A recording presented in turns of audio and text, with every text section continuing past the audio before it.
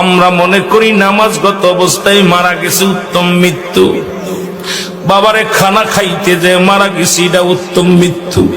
সড়ক দুর্ঘটনায় মারা যায়, গমের ঘরে মারা যায়, কত না দুর্ঘটনায় মারা যায়। আল্লামা মুফতি আমজাদ আলী সাহেব তার কিতাবের মধ্যে লিখতে যায় বললেন, মানুষ শোনো, 70টা তাজা উটের গায়ের চামড়া জবাই না করিয়া উল্টো দিকে টান দিয়ে লবণ আর মরিচ লাগায় দিলে যতটুক যন্ত্রণা হয়,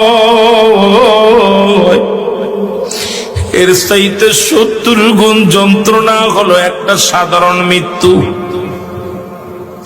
এখন আমরা মরণকালে অনেকে পায়খানা করে দিই রে, মরণের সময় অনেকে প্রস্রাব করে দিই। অনেক দাদা বাবার চোখটা বড় বড় হয়ে গেছে মরণের সময়। অনেকের মরণের সময়, মুসলমান শুনে নাও, অনেকের মরণের সময় এই দুটি অমুসলমান জিহ্বাটা বাইর হয়ে গেছে। তাদের মরণটা কত কঠিন হয়। সহজ মৃত্যু যদি এত কঠিন হয়, কঠিন মৃত্যুটা কত কঠিন। আর কত মানুষের জানাজা পড়লা, কত মানুষের দাফন করলা, কত মানুষের শেষ গোসল করে দিলা।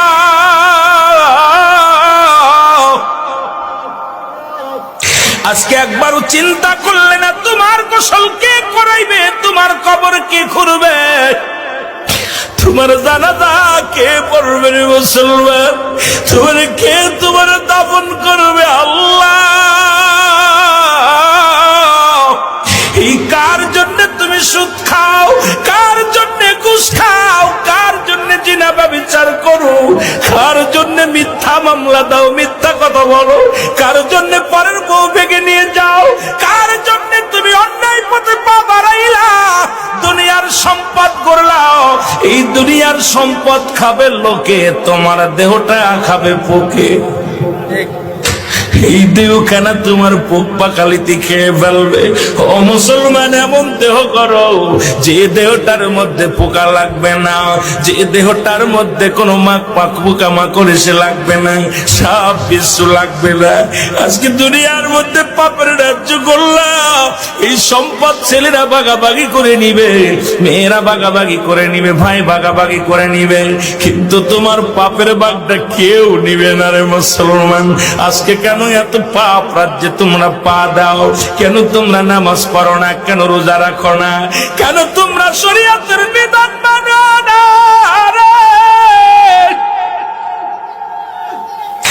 এই দুনিয়ার মানুষের কোন দিন ডাকে যে যাবে আল্লাহ, এই দুনিয়ার মায়া ছেড়ে চলে যাব। এই দুনিয়ার ভিতরে ছিলাম না, থাকবো না, থাকা সম্ভব নয়। এই জন্য চোখের পানি ছেড়ে দাও, কাঁদো চোখের পানি। যে চোখ দিয়া মাছের চোখের মতো একটু পানি গড়াইয়া পড়বে, আমার আল্লাহ চোখ দিয়ে জাহান নামে দিবে না। ও মুসলমান, কত আলোচনায় বসলাম, চোখের পানি আসে না। কত বক্তার ওয়াজ শুনলাম, কেন অন্তর কাঁদে না? কেন আমাদের অন্যায় পথে এত ধাবিত হয়? কেন আজকে এত অন্যায় করি? একবার বয়াদা করে মুসলমান, ছোট্টবেলা থেকে শুনলাম, বাবায় কয় মানুষের মতো মানুষ হতে হবে, দাদায় কয় মানুষের মতো মানুষ হতে হবে, উস্তাদ কয় মানুষের মতো মানুষ হতে হবে। ও মুসলমান, গুরুজন কয় মানুষের মতো মানুষ হতে হবে। আপনিও মানুষ, আপনার বাবাও মানুষ, আপনিও মানুষ, আপনার মায়ও মানুষ, আপনিও মানুষ, আপনার উস্তাদও মানুষ, আপনিও মানুষ, আপনার পীর সাহেবও মানুষ। কেন আপনাকে মানুষের মতো মানুষ হতে বলেছিল? আজকে বুঝতে পারি রে মুসলমান, কেন বলেছিল। এই কেনর জবাব এখন বুঝতে পারি। কেন বুঝতে পারলাম শুনে নাও। আজকে ডক্টর এমবিবিএস ডাক্তার পাস করি আইসা রে,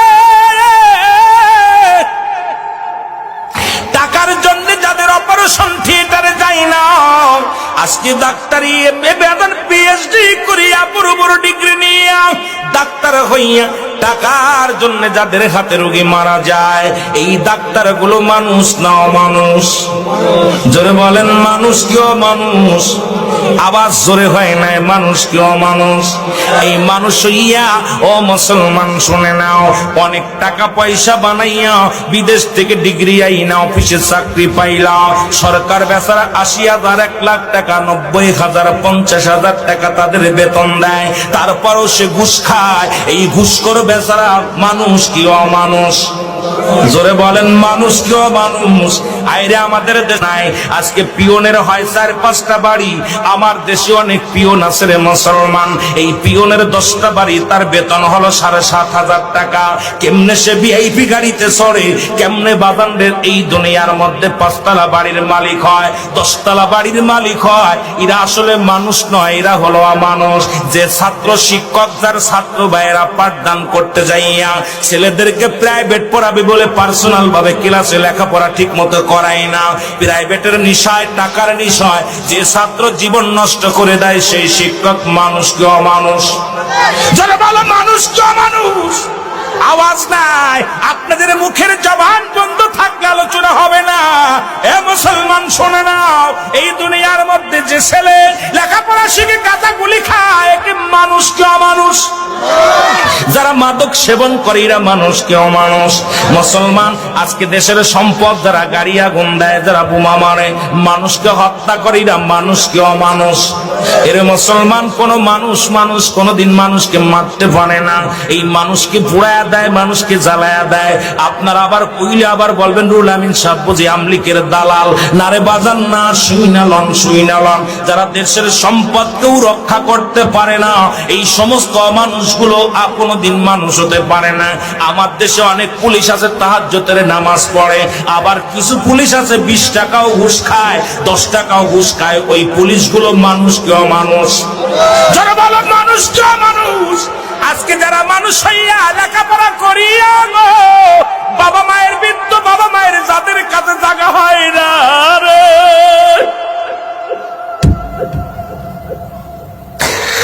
আজকে যারা বাবার জায়গা হয় না, মায়ের জায়গা হয় না, আমার দেশে প্রায় 90% সন্তান বাবা মারে ভাত দেয় না। বাবা মা তাদের কাছে বোঝা হয়ে গেছে, কত কষ্ট করে লেখাপড়া করাইলো, কত কষ্ট করে তাদের জীবন গড়লো।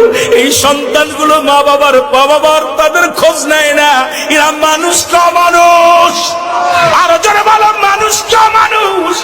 এই আজকে এখন আপনি বুকে হাত দিয়ে বলেন কয়টা মানুষ এখানে বসে আছেন, তারপরে ওয়াজের ময়দানে বসেন। আগে আপনি একবার বুকে হাত দিয়ে বলেন আপনি মানুষ হতে পারছেন কিনা। আপনি দুনিয়ার মধ্যে যত ফিতনার মধ্যে, দুনিয়ার মধ্যে ঝামেলার মধ্যে, আজকে আপনার কথা দ্বারায় মানুষ শান্তি পায় না, আপনার ব্যবহারে কষ্ট পায়, আপনার ব্যবহারে প্রতিবেশীর সুখ নাই, আপনার ব্যবহারে এলাকাবাসীর সুখ নাই। আপনি কেমন মানুষ, কেমন নেতা গো মুসলমান? তুমি নেতা হইয়া ঘুষখোর বদমাইশ শুইনা লও, আজকে বুকের হাত দিয়ে একবার এখানে বলতে পারবা কয়টা মানুষ জান্নাতের বাগানে বসেছেন? আমরা পৃথিবীর মধ্যে 99% মানুষই অমানুষ হয়ে গেছি। ধরে বলেন ঠিক কিনা?